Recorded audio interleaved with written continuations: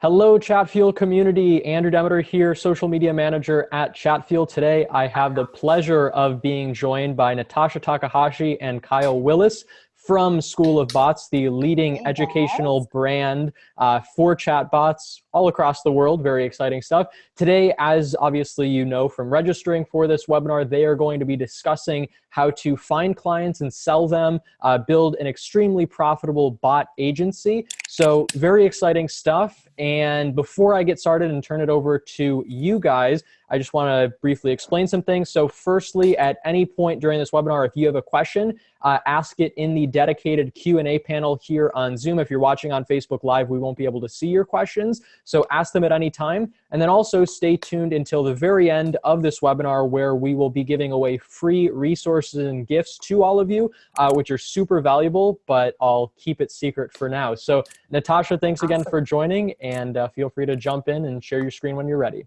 Awesome. Thank you so much for having me, Andrew. I'm so excited. And apologies, guys. We had a little bit of technical issues here, so Kyle is unseen right now. But if you guys want to see his beautiful face, you can see it on his Facebook profile and other lives we've done. Okay, so let me start presenting here. All right, cool. Can everyone see my screen? Looks good. Okay. Awesome. Alrighty. So as you guys know, this is called Finding Clients and Pricing Your Services. And we are going to be covering a ton. So like Andrew said, we're going to be trying to dig as deep as we can into each of these. But again, we're limited by time and obviously don't want to make this 3 hours. And so we're going to try to go through all this. But like Andrew said, if you guys have any questions about specific stuff, that'll be best for you guys to put that in the comments so that we can answer those questions. But just a quick overview here. We're going to go over just a general bot sales process overview. We will go over a couple different ways you guys can price bots, since that is probably one of the biggest questions that people ask in the Chatfield community as well as message me about. We will talk about 3 prospecting methods, the sales pitch. Andrew will ask us a couple common objections and we'll go over the most common ones that we get. We'll do an official Q&A at the end, but I'm sure Andrew will throw in questions as we go as well. So don't be afraid to put your questions in the chat before the end. And then, like he said, you guys will get a couple free gifts. Natasha's going to be like Oprah, like distributing out all the free stuff. It's going to be great. Like that one GIF. I literally use that all the time where she's like that. Exactly. All right, guys. So first thing we're going to talk about is the bot sales process overview. So this is somewhat basic, but when we started out with bot sales, it still was a little bit like we were unsure how to approach it, right? Because there's so many different ways you can actually sell something. So this is the process that we share with our students, as well as anyone who's kind of starting out with bots and wanting to sell that in a service model. We tell them to do this. So even though this seems simple, I think this can save people a lot of time if you're just getting started with your bot agency. So the first thing, obviously, would pick an industry to target. And just a couple examples are gyms, real estate, e-commerce. I'd say those are the top industries that people are targeting right now with bots in terms of building them bots and having success with that. I'd say e-commerce is probably the top just because all of their business is done online, so it makes sense for them to invest in other online channels. The second thing would be to create a demo chatbot in that industry. So building a case study, building up, a portfolio of your own bots so that you can show that to other prospects. Thirdly would be to choose prospecting methods. So again, even though this is somewhat of a basic outline, there are still just so many different directions you can take each of these steps. And so these are a couple examples. They are a lot, and we will not be covering all of these today, but these are all possibilities. So if you're thinking about doing one of these, that's a good idea. Fourth step would be to start prospecting, obviously. So make sure to set up your system, which actually a lot of people don't really think about doing, and they just start emailing people or calling people or messaging them, but they don't have a system set up for it. So we will talk a little bit about cold emailing later on. But in terms of prerequisites, this means a scheduling link, which will just make things easier for your prospects, especially if you're contacting a ton of people. So using something like calendly.com or acuityscheduling.com, those are great free services that you can use to just have your calendar set up so that someone can book a time and then they get a calendar invite. So it just makes things easier. It still baffles me that a lot of people don't use that. The second thing would be a website. I know a lot of people who have sold bots without a website, but I still think that it's helpful to just have a site that kind of outlines everything that you do, your team, or a contact form, kind of having that is just expected in the business world, I think, today. And thirdly, of course, would be an email, since that'll probably be the main communication channel that you use with prospects. So, oh, go ahead. No, it's all good. No, go ahead. Yeah, so a couple quick rapid fire questions on this slide, which I think has a lot of value in it. The first one is just rapid fire. I know the answer can always be it depends, but based on the work that you guys have done, what would you say is the, not only the most popular industry that people are targeting, like gym, real estate, e-commerce, but if you have this data, maybe which one is the most profitable? Like which one are people, like clients, most excited to just get started with a bot because maybe the profit margin is so high or something like that? Yeah, definitely. Well, so first of all, I hate that question, like what industry is most popular, right? I don't think that there's actually a real answer to that. I think that the better answer would be you want to be targeting early adopters right now, right? So although an e-commerce company is going to be probably the best prospect for you to go after right now due to the fact that they're using Facebook ads already, they know their audience, they know how strong engagement is to their bottom line. E-commerce is obviously going to be a very good prospect to start out with. But that's not to say that you can't go down the street to a gym or a pizza shop and the owner is an early adopter, he's all over social media. That's going to be a very easy sale to make as well. So I would say kind of more to focus on early adopters and people that understand the value or the ROI from spending money on online and trying to build an audience. Right. And I think it makes it much easier too if you're targeting early adopters. Obviously, it's much easier to convince them and sell them on the idea. Another quick question for creating the demo chatbot. I know this is a pretty popular question. Do you recommend demoing in person or doing a video ahead of time where things are less likely to go wrong? I would say both. So what we usually do, so in person, right, sometimes you never know about your Wi-Fi connection or all sorts of different things could happen where the bot may stop responding or the demo could go wrong. So I'd say having both if possible to where you record a video ahead of time, whether it's actually in Messenger or you use something like BotMock or Bot Society to record that demo video, have that available and send that to the prospect ahead of time if you can, or just have it available to share with the prospect if you're going to be in person or on a screen share. But then when you actually talk to them, whether it's online or in person, actually try to go through the bot. But if there are because anything could happen again with internet or the bot or whatever, right? So just having that video as backup, I think is key, but having both I think would probably be the best answer to that. Yeah, in my experience, the single most powerful thing you can do for the chatbot sales process is physically be with them and show them like a chatbot, have them walk through, be able to see the emotions on their face, be able to show them a chatbot in their industry so that you can see that when they figure out that it can do something that they would have never thought of, they get that wow factor, and you can really start playing on that when you're in person. The video, a conference call obviously works as well, but I'll just say that the percentage likelihood of you have to closing it is like near 100% when I'm in person. Interesting. And I bet it helps too when you're maybe like guiding them instead of just leaving things up to chance. But anyway, I want to move on, but I do want to ask one last question on this slide, which comes from Wes in the Zoom call here. And he says, what do you find among the different prospecting methods, cold emailing, LinkedIn, et cetera? Of those, what do you find to be, based on the work that you've done, to be the most effective?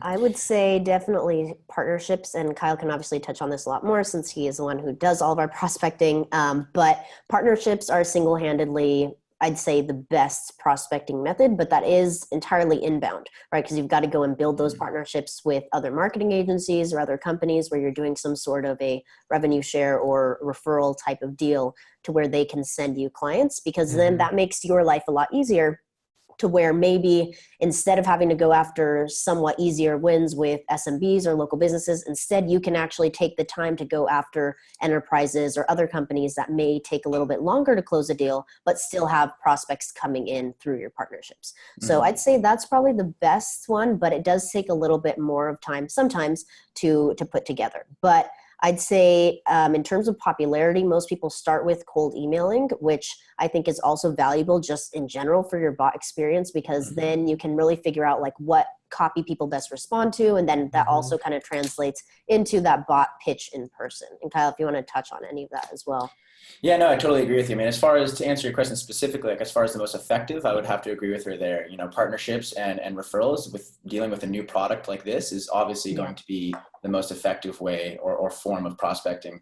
Although I would say that, you know, obviously partnerships and referrals are the hardest also to kind of get going. So I would say an between like cold emailing and hot emailing, right? So more personalized. So instead of just blasting out cold emails to everyone, have it just a little bit more personalized, even if that means that the emails that you're sending are just these ones or just this batch is in a specific industry that you've built a bot for and you're sending them that bot, right? Or if you want to go even more than that, you can find, you know, certain companies that you really want to go after and then have that demo bot and just switch out certain branding in that demo bot. So you can send them personalized demo bots to have them actually become emotional when they're going through the bot. So if they do click on the bot in that email, they see their branding right there on the welcome messages, they're going through it. It makes it a lot more emotional for them. And it makes the conversation that you really want to have with them, which is on the phone, explaining exactly how you're going to dig into adding value to their business, much easier to have.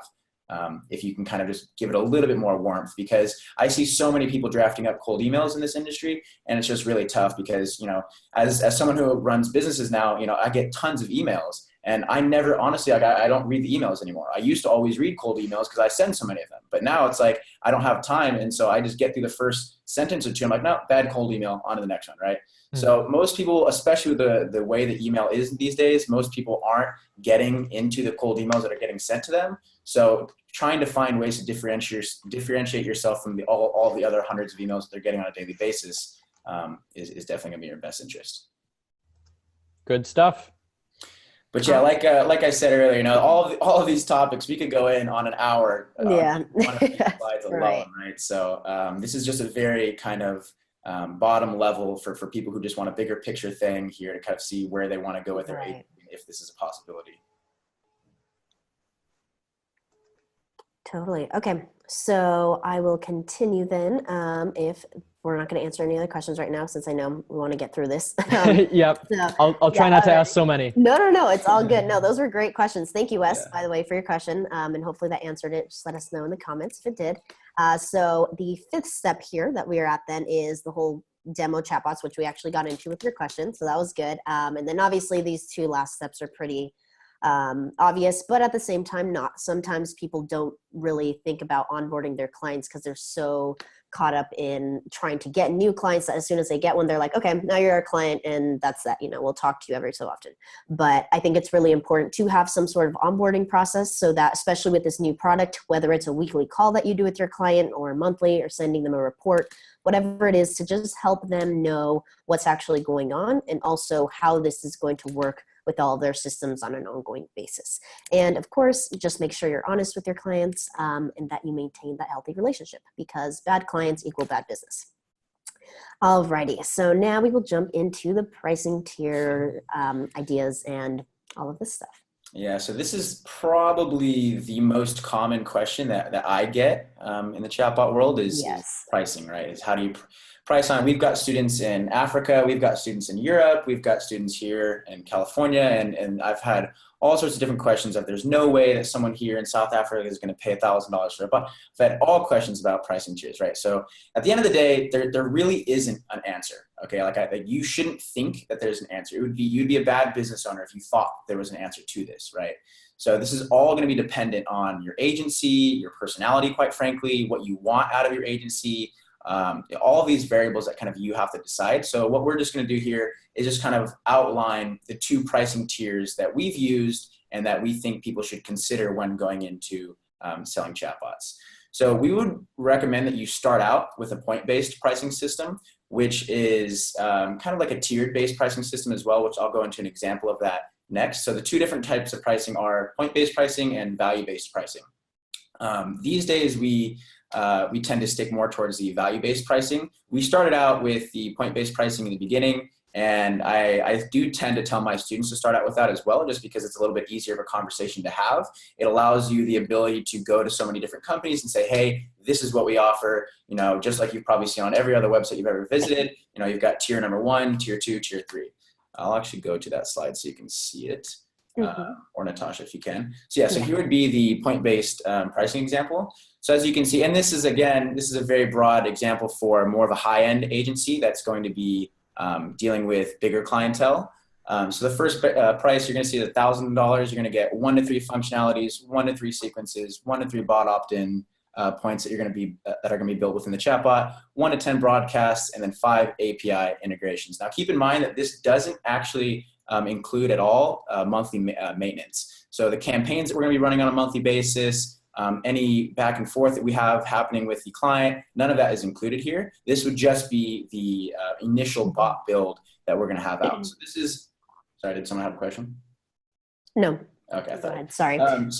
So this is what you would show your client, and this would be the choices that they have to go in here. And again, this is just easier for when you're starting out because it allows for you not to have to necessarily negotiate or not to have to necessarily deal with too much of the end sales process, which can be a little bit more difficult for people who haven't necessarily closed clients before. And when they've got this CMO, really digging into the price because maybe they're not a great prospect because, you shouldn't really be prospecting people who can't afford your services anyways, right? So those conversations just become really hard to have if you're not good at sales in the beginning. So we would advise for you to start out with the point-based pricing model. And again, this doesn't have to be 1,000, 5,000, 10,000, 20,000, right? It could look something more like 500, 1,000, 1,500, 2,000 for you starting out. Again, that totally depends on what you want out of your agency and what you're trying to do. But this would be the point-based pricing example, and you could change the functionalities, the sequences, any of those variables that you wanted. So next is going to be... Can you guys go back for 1 second? I want to clarify something, or at least my understanding of it. So for the people out there who are, trying to sell bots and everything, they've just gotten into it. This is a good system to use because it's cut and dry. They don't have to know too much about the niche. But this, to be clear, is not something that you actually show the client. You're still selling the value of it and not just saying you're getting like 5 API integrations. It's to them, what does that mean? No idea what that is. Exactly. Yeah, right. This would be a lot more internal, right, for you, which is important to have. Yeah, like Andrew's making the differentiation here, that you should have something internal so that you and your team, or if it's just you and a co-founder, you guys have a very clear understanding of what each package or tier includes. And then for your client, obviously, that description or, this would kind of translate into something different that actually means ROI for them as opposed to broadcasts and sequences. They just have no idea what this means. So yes. Yeah, if I didn't make that clear, sorry. You should absolutely not say 1 to 3 functionalities, 1 to 3 sequences. That'll be the easiest way for them to turn around on you. So do not say that. I was just giving you an example of what that tier might include for your agency. You as an agency owner need to know how to explain that value in an understandable way to this decision maker. And one more really quick question from Daniel here in the chat. He asks what, you say functionalities, it's kind of a vague thing. My understanding would be a bot that can answer frequently asked questions, but what to you guys does that specifically mean?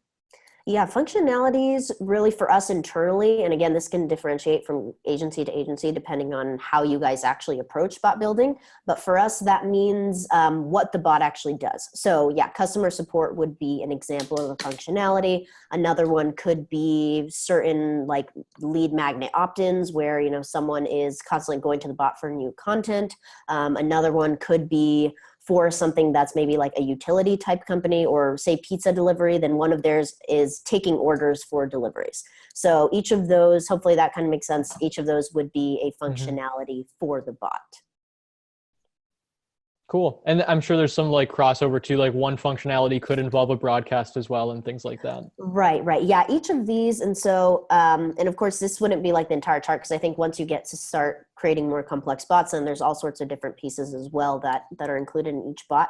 But each of these, so the sequences, the bot opt-in points, broadcasts, API integrations, these can fall into whichever functionality. Say maybe 2 of the functionalities don't need certain opt-in points, then maybe these 3 would be allocated to just one of the functionalities, if that makes sense. So the 4 columns towards the end are really applicable to any of the functionalities that exist inside of the bot. And again, I didn't want to put these numbers there just so that people would start associating, okay, $1,000 means 5 API integrations. All we're doing try to get you, this is what you should be thinking of as a business owner, right? It's what can I offer to a client and what should I get in return for that, right? How much of my time should I be able to offer for what in return if you're going to be using a model like this, right? So this is just the generalized, we think that our time of 5 API integrations to build 1 to 10 broadcasts, so on and so forth, would be worth $1,000, right? This could be completely different from you. You know, if you're willing to put in twice as much value for a $1,000 bot, exactly, like these variables will change. All we want you to understand is that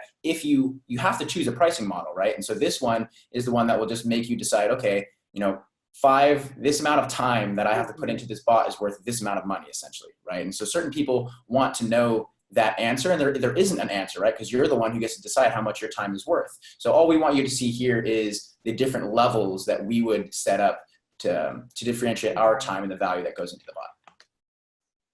Totally. So then the next model, or the next example we have here, is going to be the value-based pricing example. Now, when it comes to chatbots, this is, even if you have sales experience at all, honestly, I would say that I would recommend for you to start with this model, just because of the space that we're in right now. This isn't, this is a much different product than what most people are used to selling. And quite frankly, no one really understands, even the people that you're selling it to, no one even understands what a chatbot is at this point anyway, still. So being able to explain the amount of value that you can provide to someone, then being able to provide it to them, you should be able to charge based upon that value. Right? So this is a very common question that I get all the time, right? We might build a bot for the pizza shop down the street, and we might build a bot for Macy's global store, right? That bot, that initial bot build, honestly might take the same amount of time. You know, it might take us just around the same amount of time to build that very simple mom and pop pizzeria bot as it would to build a Macy's bot. Now, obviously, going into monthly campaigns and maintenance, and there's going to be a lot more work with Macy's because of just the sheer level of traffic that they would have compared to the mom and pop pizzeria, right?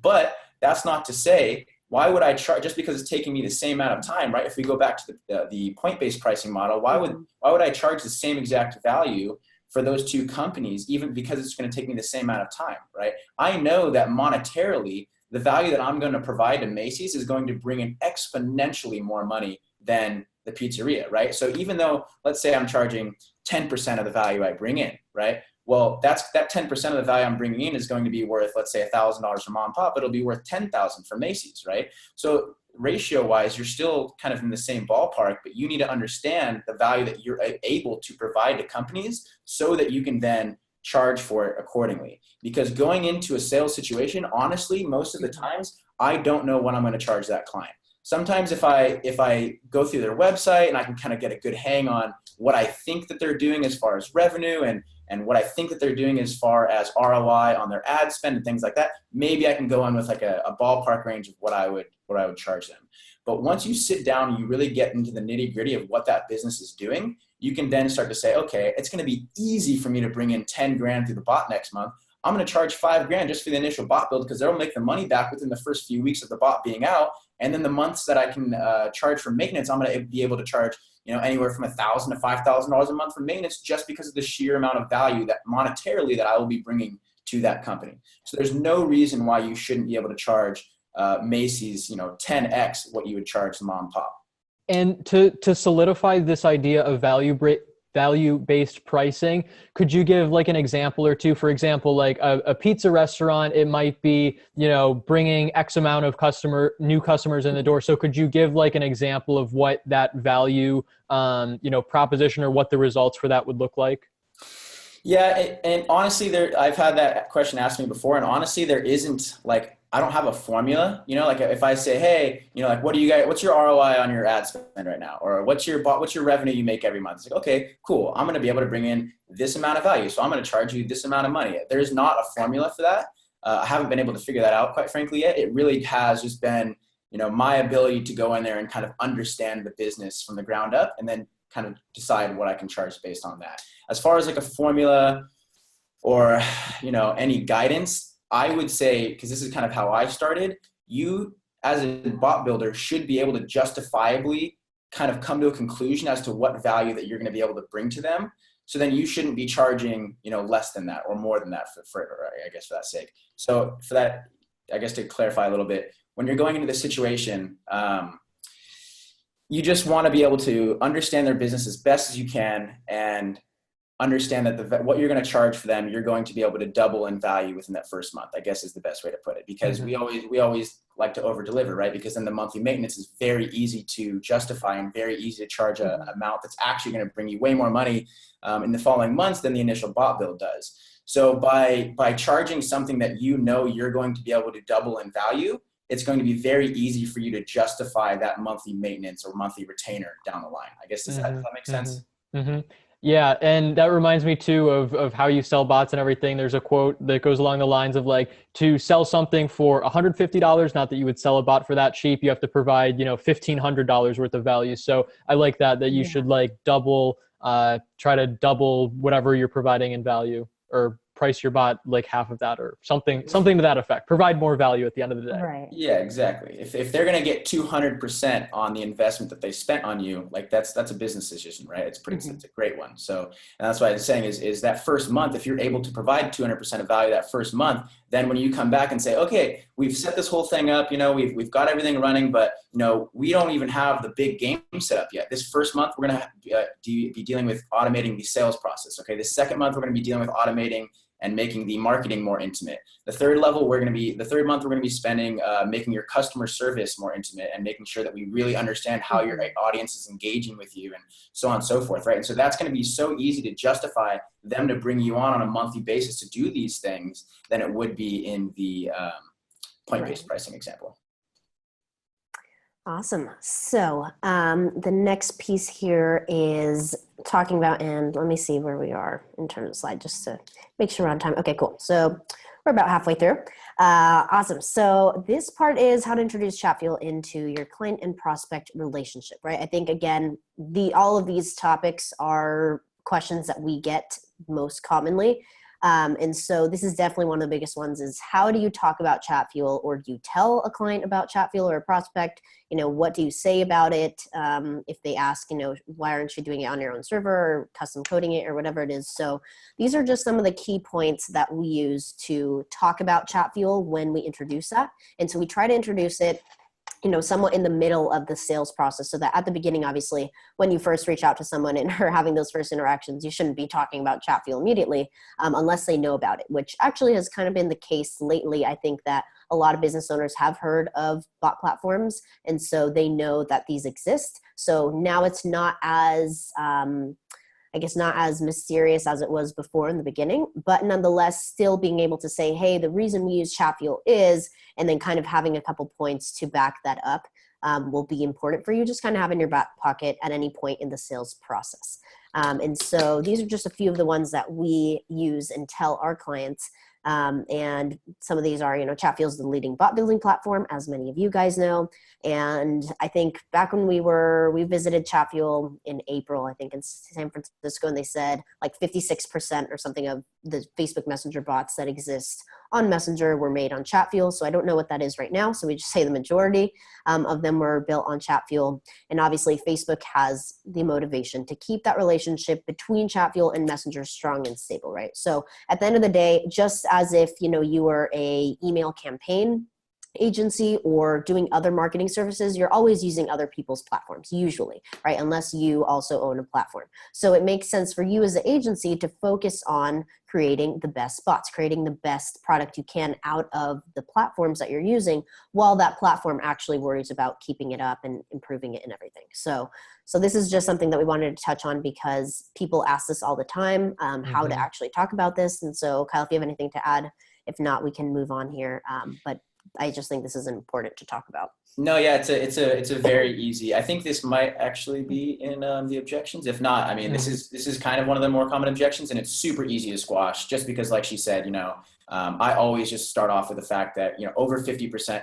Again, the number's always changing, but I believe that it was 50% like a year ago. So I mean, I always just say over 50% of the bots that were built on Facebook are built using Chatfuel. So then it's just Facebook obviously has a super deep intrinsic motivation to keep that relationship between Chatfuel and Facebook strong, to keep all the APIs up and running, and to keep them up to date with anything that's going to happen in the future as well. Just because it's not just Chatfuel now that Facebook necessarily has to worry about. Like, it's their platform. Chatfuel affects their platform very deeply because of how many bots and how many people are interacting through the platforms. So go ahead. No, there's just I apologize. There's so much good stuff to talk about. It's I wish we had 5 hours to do this. I know. But a similar objection to that, and I know we're going to get more into objections in a little bit, but a similar objection is people who say, I always agree with you. Like, it's best not immediately upfront, but at least like in the initial stages saying, hey, we're using Chatfuel, be open and transparent about that. Right. But what do you say to the objection of people who say, oh, well, you're using Chatfuel, I can do it without coding. It's easy to do. Why should I bother hiring you guys when I could do this myself? Right. That's actually on our objection list. So we can talk about it a little bit now as well, but we can definitely talk about that later as well. I think probably the best answer to that, and Kyle, you can obviously touch on this as well. But essentially, right, this is an actual skill that most people simply don't have because no one has experience with this yet. Just the same way that when websites came out, people who had never built a website before can just go in and create an amazing website that has all these bells and whistles. And so it's kind of the same thing with bots, is that this is probably the most intimate channel that has ever existed to talk to your customers at this scale, right? Where it's not like calling people or texting people where it's manual, but actually being able to do this at scale, but still with intimacy. And so it's a very delicate channel that, just as we saw with, the bot pause, that can easily happen to where lots of bots get banned because they don't follow the rules and aren't doing things correctly, or people report your bot. I mean, I've seen tons of posts in Chatfield community and other communities where like, hey, my bot got banned, or like, I can't talk on Messenger anymore. Why did that happen? And so things like that are a lot more likely to happen if someone who has never built bots before, especially a business owner, goes and try to do that themselves, right? So we can talk on this a lot more later on as well. But Kyle, if you want to add anything to it, otherwise we can keep moving here. Yeah, no, we can touch on it a little bit more at the end, but I mean, it's the age old question, right? Like, why do we all still get our oil changed at Jiffy Lube, right? When we could just YouTube how to change it and buy a cheaper bottle of oil at the store, right? I mean, why do you think any business owners still run their own Facebook ads, even though Facebook ads have been out for so long, where you can YouTube pretty much how to do everything you would need to do on Facebook ads, yet they still pay $5,000 a month to hire an agency that does very little work on a monthly basis for them. So of course, right? That's an age-old question, but yeah, you should have in your pocket some answers to come up with this immediately, just to explain. I guess it all kind of comes down to you as a salesman, right? Like, there's certain things that you need to be able to do as a salesman or as a business owner or an agency owner in itself, and you need to be able to explain the amount of value that you can add to people, right? And the ways that you're going to add that value to people and the type of value that you might add might be different for different people as well. So you just need to be able to understand those situations and figure out how, because you're the only one who knows the amount of value that you can add, right? Just because we're both bot agency owners doesn't mean that you can add the same value to a company as we can, right? So you need to understand the amount of value that you can add and how you can add it, and then how you can explain that to someone. I guess that's like the core of that question. And I think selling the skills and expertise that you have is a really big part of it, because just like the oil change example, It's like anybody can for free build a website on Weebly or Wix or whatever, but that doesn't mean it's going to be the same as, one built by a professional agency. So totally agree. Exactly. Awesome. So let's jump into 3 of the bot prospecting methods. So we've used, or I guess I've prospected successfully prospected just about every method out there in the bot sales world at this point. I think I've closed at least a client, unless someone can come up with a prospecting method that I haven't heard of. I think we've covered it all. These would be the 3 that we chose because not only are they most effective as far as return on your time spent, but they're the ones that we've had the most success with as well. So we've talked about partnerships a lot. We love partnerships. I remember when we first started, the first 5 or 6 months of our bot agency was so stressful, because I can't tell you how many tens and tens of thousands of emails that I sent using 5 different email accounts and different email softwares that allowed me to bulk send emails and not get banned. And I mean, I was just hammering it so hard. And then one day we started talking to some Facebook ad agencies and some SEO agencies, thinking, these guys already have a ton of clients, right? They are going to have to offer their client bots at one point in a time or another, right? So whether it's a year from now, 2 years from now, or tomorrow, they're going to have to start offering bots. So that means that they either have to go out and learn how to build bots themselves and master this whole new beast, right? Or they have to hire someone else to do it for them, at the outsource. Right. So instead of letting them get to the point where they would have to start outsourcing, we decided to go right up to them and say, hey, we are willing to, and by the way, there's 2 different types of partnerships, which I'll go into right now, but we're willing to go into kind of a white label partnership with you, to where you can offer a chatbot to your clients. Let's say that they just closed a client on, a Facebook ad bundle with some social media management, some Instagram stuff. And they also wanted to offer a chatbot, but they don't know how to offer chatbots. So we say, hey, we'll build that chatbot for your client. Your client can never know about us. They'll think that you built the chatbot for them. They'll have your branding on the chatbot, whatever you want, right? As long as we get the same amount of money that we're going to get going out and closing a client on our own, why would I care about my branding on there, right? Unless you need to build your portfolio up, which does become an issue for newer agencies. Then this white label partnership can be negative to your agency just because it prevents you from being able to build up a portfolio. But nonetheless, it's just, when we turned on our white label partnerships, it was just insane. We had like 30 new clients within the first couple months. It was just nuts, right? We pretty much turned it on to, because right now we manage 30 clients a month on a monthly basis. We'll manage their bots. And that pretty much, we hit that cap within like 2 months of starting this partnership thing, where we stopped it at 30. So we say, we don't take on any more new monthly maintenance clients unless one of our current monthly maintenance clients leaves. So that was able to happen. We capped ourselves out within like 2 months just because of how successful this partnership thing went. So then the other form of partnerships is going to be strategic or branded. And so that's going to be where you have the same relationship essentially, but that agency's client is aware of you as the agency owner, as a chatbot agency owner. So that Facebook ad agency says, hey, you should probably do a chatbot. With chatbot, we can run certain ad campaigns and do these certain things. Wow, that sounds really cool, right? How do we do this? Like, okay, well, I'm going to put you in touch with my partner, my chatbot agency partner, and they'll be able to talk you through it. So at that point, we would take over the conversation and build out the bot for them. So all of the relationship would go through us. Essentially, all he did in the strategic relationship was bring us that hot lead. Kyle, for these partnerships, both the white label and the strategic or branded ones, I guess this is the $1 million question, and I don't know if you want to answer it, but what methods do you use? Do you use like the cold outreach and stuff that you're talking about to actually find those people, or are they already existing in your network, or what's that look like, the process of actually finding these people? Yeah, so that can be a little bit tough. And again, the hard with all these answers to sales, right? Like it does come down to the person, and I don't think there's really a way around that, right? Like there's just going to be certain ad agencies that aren't going to want to partner with you just because of the way that you approach them, or, the way that you started the conversation, or the way that you answered a question they asked, whatever it is, right? So I would say the best way to go about doing it is to try to personally reach out and form relationships with these owners, right? With these agency owners, FB ad agency owners, SEO agency owners, social media management agency owners, right? To reach out to them and to explain what you're talking about to them individually in a personal way. Because at the end of the day, like you're forming a personal relationship with this person and a business relationship, right?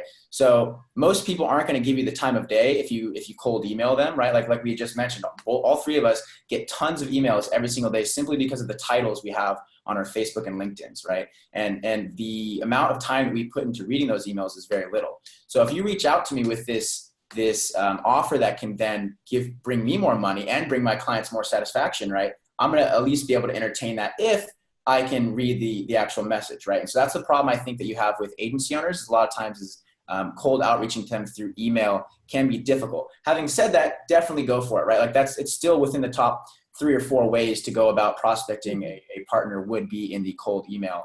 But we started out actually with posting in Facebook groups and then seeing kind of interest that we would get from that post, and then go from there with building a personal relationship with that person, right? So that's kind of how we started out doing it. And I think that still is kind of the most effective, because you're not necessarily going into a Facebook group and selling something, right? Like you're trying to mutually help each other. So it's a little bit different than a lot of times you'll see promotions in groups, because, you're not necessarily selling a product. You're actually trying to, provide a solution to someone at the same time as, get compensated for it. So I would say reaching out into Facebook groups that have, heavy amounts of Facebook ad owners. And there's definitely, you could go into a Facebook group and get banned immediately, right? So there's definitely certain Facebook groups that you should never post this in. There's definitely ones that, would people in that Facebook group actually want a post like that to be. So don't do it in the Chatfuel community. Yeah, exactly. Right. We're all doing the same thing here. Yeah. And just to kind of touch on that as well, like just to answer your question directly too, we obviously did start out posting in Facebook groups, but also had a couple people reach out over LinkedIn and Facebook. And so this is something we've talked about. Actually, maybe we haven't talked about it on a Facebook Live. Maybe we've only talked to our students about it, but in general, just to quickly go over this, making your Facebook and LinkedIn personal profiles, so not your company pages, but your personal profiles, as professional and it's the best way to put it, like add as many CTAs as you can, call to actions, where, you know, use your cover photo for LinkedIn and Facebook, use those featured photos you can use on your Facebook profile, like your titles, your the headline that it gives you on LinkedIn, all these different features on those profiles. When people go to them, or even if you comment on something and they hover over your profile, it usually shows what your title is and what you last did and whatever. Take advantage of all of those visibility points, because people will reach out to you if your title is interesting enough to them. And so if you can put, you know, CEO of bot agency where we do X and Y, Z, right? Or get these results or whatever, people will organically reach out to you just because they'll see your profile on someone else's posts, or maybe be looking up people or see you in a Facebook group. So there is a lot of inbound that can happen just organically without running ads, without doing anything, if you can just set up your profiles, you know, optimally. So that's just a side note. Absolutely.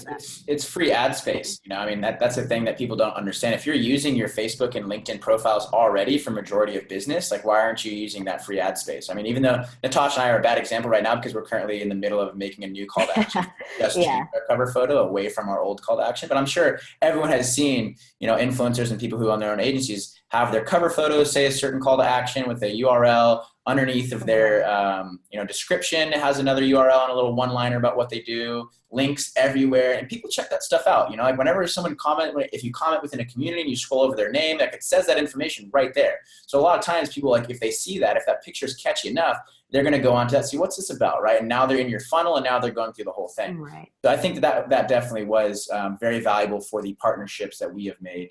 And I think we've denied more partnerships than we've taken on at this point. Because people have reached out to us organically through those methods. We don't prospect for partnerships at all anymore, but for the last 6 months, we've denied quite a few, simply because we don't want to take another one on, but they all came through organically finding, you know, Natasha or I's, LinkedIn, Facebook, profile picture, cover photo, description, all that stuff. Yeah.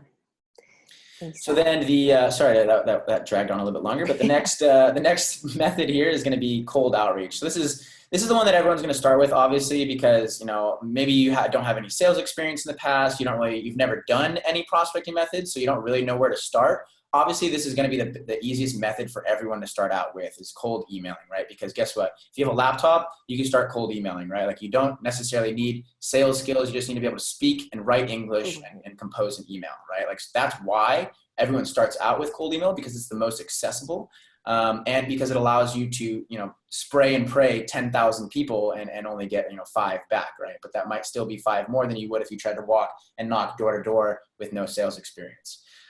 So definitely for your cold outreach, you're going to have cold emailing, cold messaging. I know, Andrew, you've dabbled with cold messaging reaching out to client stuff. You know, we definitely once or twice. Yeah.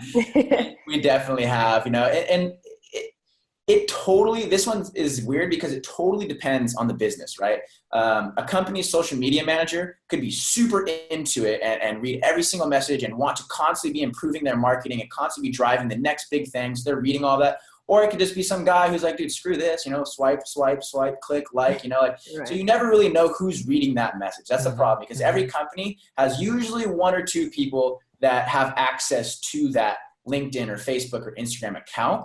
So reaching out to those companies via this method can be a little bit difficult, just because you never really know who's reading that email. Whereas if you send an email to a CMO, it's very unlikely that their assistant is the only one reading that email, right? So that's where this becomes a little bit different, although it does give you the ability to be a little bit more intimate and kind of reach out to them in the environment in which you're trying to get them to understand better anyways. So it can be helpful in that sense. But nonetheless, it is difficult for that reason. Three quick things here. So one, with cold emailing, this is just a personal suggestion. I've started using this website. It's amazing. This is not an ad, a sponsorship, whatever. It's called HemingwayApp.com, like Ernest Hemingway. And it is amazing. You can like write all the text like in the email that you want to send, and it'll analyze it, saying like, this is how long it'll take the person to read. This is like what grade level it's at. Yeah. So the like simpler you can make it, I personally feel, the better that is. In terms of cold messaging as well, if you're sending out these messages on Facebook, do you recommend doing it through their business page or their personal profile? Again, that totally, I mean, is your business page awesome? Do it through your business page, right? Like, is your personal page awesome? Do it through your personal page, right? It totally depends, right? You could be an influencer with all sorts of information and lives on your Facebook page. You know, if you were Natasha, do it through your personal Or I page. think, Andrew, to clarify, you're asking if you should send a cold message to a Facebook page versus that Facebook page owner's personal profile. Right, right. Oh, I'm sorry. Okay. Yeah. No worries. But yeah, for that, or I guess, Kyle, if you want to answer that again. I mean, don't you love all my "it depends" questions? Like, yeah, you know, Stay tuned. if I'm gonna send an email to, you know, or I'm sorry, an email. If I'm gonna send a message to a company with 3 people in it, yeah, I'm obviously gonna be more apt to emailing the individual. But then again, you know, you might think, okay, well, there's only 3 people, right? So if I send this message, like, it's gonna get to one of them. So, I mean, I'd like to tell you an answer, but for me, it depends totally on who I'm talking to. Yeah. Okay, and then final super quick question here, because I know we have to move on. What would you say is the best person, like if you know all these different people in the company, like who's the best person to reach out to? Like, should you reach out to the existing social media person? Like if you're gonna replace them and they were working on a bot, like that's sort of a conflict of interest, or do you reach out to the, you know, head of the company, assuming it's a smaller company? I know it's another it depends question, but do you have any like quick tips on that? Yeah, definitely. So, I mean, geez, we've tried bottom up, top down, starting with the CEO, starting with, I mean, I've honestly we've closed clients starting with the CEO, and then we've closed clients honestly emailing hello@.com, right? So I mean, it totally, you can win at both, but I will say that the best person to have the conversation with is going to be whoever's in charge of their marketing department, the highest person in their marketing department, the person who is at the highest level making decisions as to, you know, what their users see in their company, how their users interact with their company, right?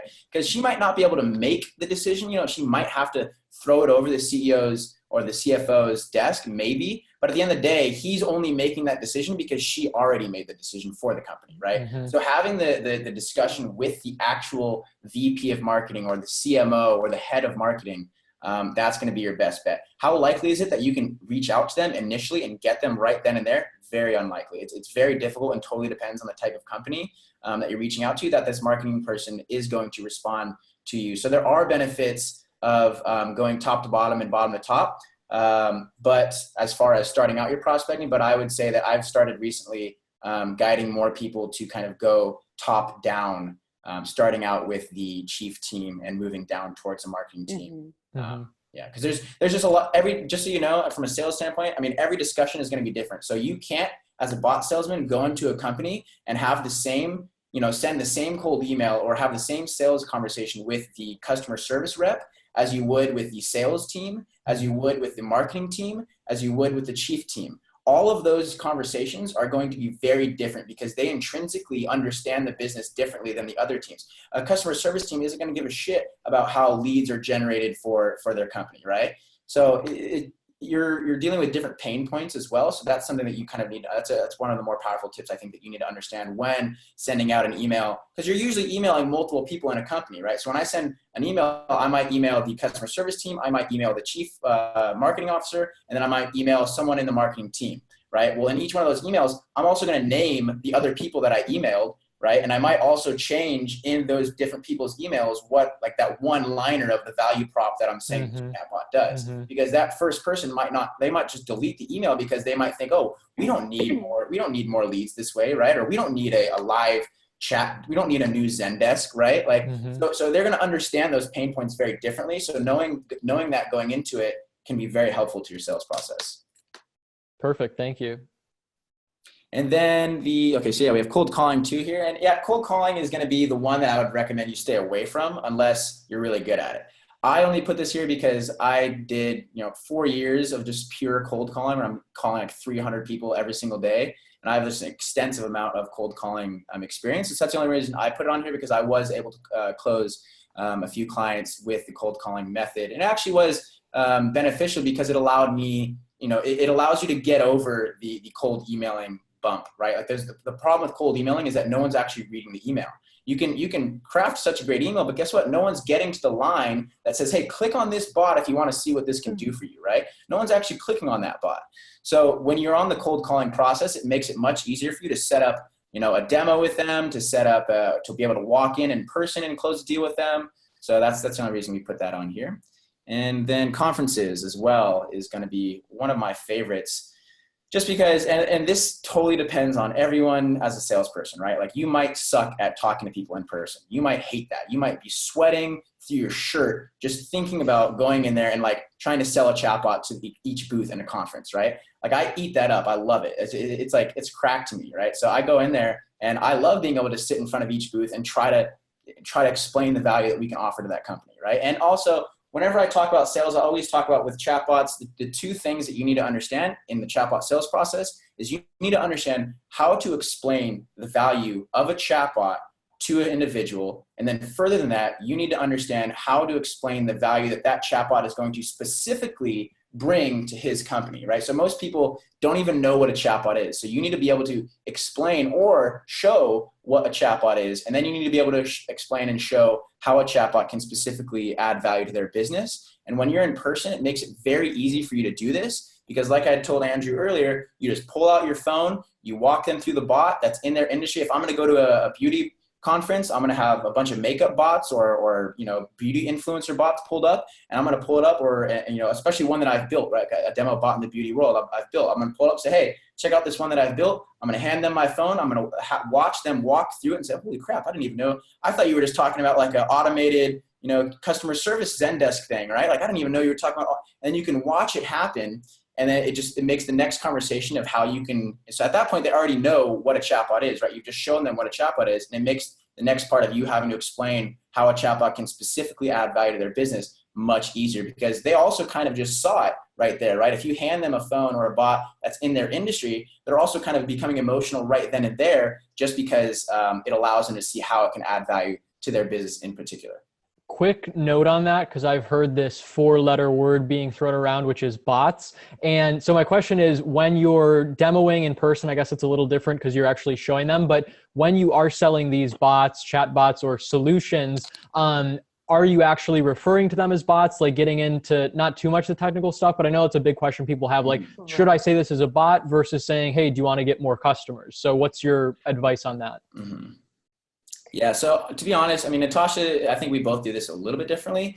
It depends on the person, again, right? It depends on the person I'm having the conversation with. But I do use bots a lot. I mean, I kind of wish I wouldn't, but I think I've just had too many conversations to where it's kind of like set in my sales lingo where I use chatbot and bots more than I would like. But if I ever do feel as though that person is sticking with that correlation of Zendesk and chatbot, that if I feel that, then of course I'm going to immediately start switching over to only talking about conversational marketing. And because just so you know, I mean, when I go into these conversations also, I make sure that they understand that what I'm talking about is a new form of marketing. Like this is, you've understood email marketing, you've understood direct mail marketing, you've understood all these different forms of marketing. This is conversational marketing, right? Like one of the things that I've been saying actually recently, not so much in more strict sales calls, but I say, imagine an app, a website, and email all had a baby inside of a conversation, right? Like this is a whole new beast. This is conversational marketing. Like we don't have any references to make towards this because this is a whole new thing. So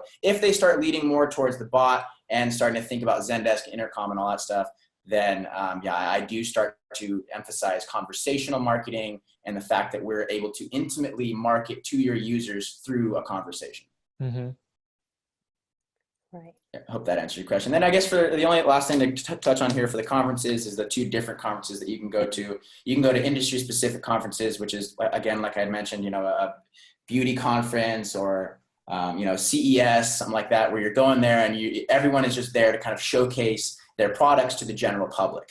Or you can go to a B2B, which is going to be where businesses go to kind of market and network with other businesses. So there's pros and cons to both. The business to business is going to be, the conversations are going to be easier to have just because everyone there is talking about all sorts of different new tools all day, right? So it's just your ability to be able to go there and be able to explain the value of a chatbot the best you can. It's going to give you the best setting to do that in a business to business conference, just because they're already there knowing that they're going to get pitched on tons of stuff all day, right? Industry specific conferences are a little bit more difficult. I actually like these more just because of my personality, but they are a little bit more difficult just because you have to understand that these people are there to service their clients, not you, right? So if you got a makeup company, they're there to talk to teenage girls all day about makeup, right? They're not there to listen to like how a chatbot can make their click rates better, right? I mean, I guess if you went up to someone and started talking about that stuff at a conference, they'd probably look at you like, what the hell is this guy talking about right now? Like, why are you even trying to have this conversation with me? So definitely you have to understand that, understand the situation and the environment that you're in when you're dealing with these sales. Yeah. Yeah. And just to touch on that a little bit too, because we kind of meshed it into, or when you talk about industry specific, you're kind of meshing in like industry, so kind of like trade shows almost, and then also B2C events. So B2C events do work well sometimes, occasionally, because they're not expecting that. Just like Kyle said, sometimes they may not want to have the conversation with you there. But the other advantageous side to that is that they aren't expecting those conversations there. They're just expecting to meet like loyal customers. And so because of that, you will probably get more access to them. Like, for example, we went to a beauty event where it was all just B2C, right? All these different booths set up, and then there's celebrities talking on the stage, and all these, excited teenager girls and stuff. Even me, I was excited to be there. But in that instance, we got to meet like regional marketing managers. We met like North America marketing directors and all these crazy people who were at high positions in their companies, because simply they weren't really expecting to network at that event, right? And so we got easier access to them, or more easy access than I would expect at a B2B or networking event, because they're not talking business. And so they are just kind of like, okay, that's really cool. And so they're kind of approaching it almost with more of an open mind, or you have more of the floor than you usually would at a B2B. So super pros and cons. Super quick action item, because we only have like 5 minutes left, so we're going to have to run through these objections pretty quickly. But my question is, where do you, like, for example, meetup.com or any of these other sites, like where do you actually find these networking events to go to? Yeah, I think there's a couple of places, and also depending on where you are in the world, I would say the best thing to do is look up the most popular event platforms in your area. So for the US, I would say meetup.com is not always the best, because that's more of like meetups where people are kind of, if you're looking for like a personal connection or like almost a mastermind type of thing, then that can be good. But I'd say Eventbrite is probably the best place to look, as well as just in general Googling. What I usually do is look up like for a regional area, say San Diego marketing events, June 2018. Right. And then that'll bring up just a slew of events that you can kind of go through. So there's not an easy way to do it, but I'd say that's probably the best, because some people don't post on certain event platforms, et cetera. Facebook events are also a good place to go, because you can see like public events. So yes. Perfect. Thank you. Okay. Cool. So let me see. We probably don't have time to go into that. Okay. We can just briefly, for those of you guys, if you guys have any questions about this stuff, again, like feel free to send us a message or just comment on this video. I'm sure this video already has a ton of comments. So if we don't see your comment, feel free to shoot us a message or tag us in a post in the Chatfuel community, whatever you want to do. We'll also share all these slides and all the resources as well. Yes. So you guys will have access to this. So yeah, pretty much just to briefly touch on this. This is just an example of a cold emailing process. Somewhat simple here that you guys, I think, can get an understanding from just reading these steps. And Hunter.io is a great tool for scraping emails. And LinkedIn obviously allows you to look up people who work at the company. And pretty much what we were going to show you guys is just the cross-reference between finding emails on Hunter.io and confirming that that's someone's email by looking them up on LinkedIn. So that's a little bit more for hyper targeting. If you want to target, like Kyle said, the top of the company, like the C-suite team or the top directors of marketing, et cetera. But it is a great way to confirm that. So that's that. Okay, cool. So this is pretty simple as well. Just kind of going through this chain of beliefs, as I like to call it, which is somewhat sales 101, but also just kind of giving you an idea of what this can look like. So this is more of the sales pitch, actually, when you're in person or when you're on that screen share or on that phone call, and you're pretty much going through this process of, creating that desire for them. So like we said, sometimes we use chatbots, sometimes we don't, depending on how familiar the agency owner, the business owner or decision maker is with the concept of bots, but creating that desire for them for the solutions that a bot can provide, right? And then showing them, not explaining how a bot works, but actually showing them the example. So, showing them on your phone or showing the video if you have to, proving your credibility, helping them believe, obviously, that you're the right person to do this, and then having that happen. So this is probably the last thing I think of the slides. So I know you said we have about 5 minutes left. So So if we want to run through these common objections, we have 3 on the slides, but if there are any in the comments or if you wanted to add any, we can go into that as well. Sure. So all the way that we've organized this is all kind of like pretend to be a business owner or whatever, pitching this objection to Natasha and Kyle, and we'll take it from there. So the first one is basically for people who already have some sort of live chat solution on their website, Zendesk, Intercom, like we mentioned, and they basically want to understand the value proposition of a bot on Messenger. You know, what can this do different from what's on my website, and how is that going to benefit me? You know, it's something extra that I need to manage or pay you to manage. So what's the specific value proposition with a Messenger bot versus these other ones? Yeah. So the thing is one thing that I realized in trying to teach people sales stuff is I don't like to put, like formulas. Like, so if someone asks this, then you should respond like with this objection, right? I know you can do that in certain sales processes, but with chatbots and different people the different prospects that you can be dealing with, I don't think it's necessarily something that you want to do. So I would say, don't think about these objections in a way that you can go and write down, sentences to answer these objections. Understand like the core questions that are really being asked, and then how to guide them away from those questions, or not away, but how to answer the question by guiding them away from what they thought they were asking into what they're actually asking, right? So how is this different from the live chat feature already on my website, like Zendesk? So you immediately want to steer them away from the thought that this is anything like Zendesk at all, right? I usually start off with saying something like the chat feature of a chatbot that we're going to build for you, is simply a side effect of the overall results that you're going to get from this implementation of a chatbot. Right. So that's kind of like the bottom level. Like what they know right now as Zendesk is going to be the lowest level of power that this chatbot is going to be capable of. Right. So kind of veering them away from that. As soon as you squash that, and I don't really even like to kind of make the correlation. I like to kind of not make the correlation and take them away from Zendesk as far as possible. So to immediately veer them away from the idea that this is similar to live chat at all, and that they know this concept at all. And the thing that I've kind of touched on a few times is, don't explain to them what a chatbot is, right? Like don't try to explain with your mouth how this is different than Zendesk, right? I mean, all 3 of us could probably sit here and answer this question 15 different times, and we'd answer it 15 different ways, right? At the end of the day, if you can show them the chatbot, within 5 seconds, they will immediately know how this is different than a Zendesk. So many times I try to tell people, when you're compiling a cold email, don't explain what a chatbot is, right? When you're talking to a prospect, don't explain, just show them. Right now, the place that we're in, like maybe in a year or 2, you can start explaining it. But right now, it's not going to do you any good. It's just the more you explain things, all they're going to do mentally, consciously, or subconsciously is making that ties to what they already know. So as you start explaining the chatbot, they're going to be constantly making the tie to what they currently know, which is only Zendesk or any other automated tools that they've seen on websites. So the best way to overcome this is simply just to show them, have them go through a chatbot, watch them go through a chatbot if you can. And that's all right, guys, we're going to have to skip the other 2 objections. We will send the slides though. Obviously we've done plenty of Q&A, and then you guys can wrap it up here, and then I'll do the outro and we'll be good. Okay.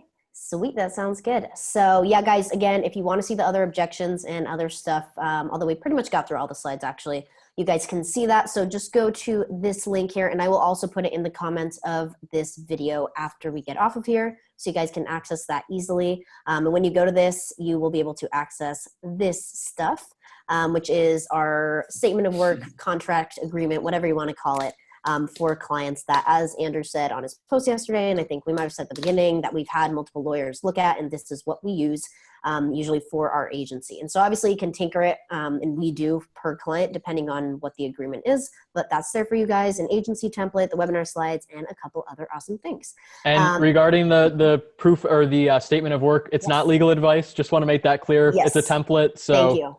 Thank you for reminding me. That statement of work, it's simply a template, but like Natasha said, we did pay lawyers to draft it up for us. And so it is, or should be in your best interest, I guess, to use that rather than trying to make something up on your own, because we're all not. But at the same time, we suggest that you can use that template, and then it will actually be cheaper lawyer fee for you to go and have them just look at it and edit it, as opposed to having them draft up an entire one. Exactly. So we still recommend you have someone look at it, or if you don't want to, at least do the best of your ability. But again, this is not legal advice for you guys. Cool. And just 2 exciting announcements. for you guys that we are actually announcing today. So you guys are the first ones to hear this. The program that we have in partnership with Chatfuel, we have just released our mentor board. And the goal of this was really to give our communities access to all of these amazing people who have great bot expertise. And again, the messenger bot world is so new. It's only a little bit over 2 years. And so these are people that we thought you guys would really benefit from having expertise from. And so we have Dimitri from Chatfuel, and we'll also be having Dimitri, the CEO, and Andrew Y, another Andrew at Chatfuel, who is their CPO. They'll also be a part of this as well. They'll be switching with Dimitri as well. And then it's okay. I don't feel offended that I'm not included. No, go ahead. Oh my gosh. No, I'm sure it'll be like a 4-way. You should get all the Dimitris and Andrews. I know, the 2 Andrews and the 2 Dimitris. Exactly. And we still have to have you for an interview in our community, Andrew. Yeah. Putting you on the spot here. Send me a cold email. Exactly. And also to kind of help you guys as well, something we've realized that all the questions and things we've talked about today are questions that are asked probably like 100 times in a month in the Chatfuel community. As Andrew, I'm sure you can talk to that you kind of see the same questions asked about sales. And is the embargo over yet? Exactly. What pro pricing? How does this work? So this is something that we're launching today that we're really excited about. So if you guys want to take part in this challenge, just go to this link here. And pretty much our goal is to give you guys more resources. Obviously this presentation was really short, and so we'll be giving you guys other documents and processes, and we'll be doing live trainings for this as well. So this will start on Monday. Deadline to sign up is on Sunday. Alrighty, so that concludes our exciting announcements. Andrew, if you want to outro anything. Absolutely. Thank you guys so much. You've provided so much value. I feel like I interrupted a million times, but it was super helpful. No. So thank you guys so much again. Thank you to everybody who joined. We will be sending out the resources if you don't get them through Natasha's link, through our Chatfuel bot where you signed up. So thank you guys again so much for joining. If you have any other questions, leave them in the comments below. Message Natasha, message Kyle, and that's pretty much it. So thanks guys so much. Stay tuned and we will chat soon. Take care. Thanks for having us. Bye guys.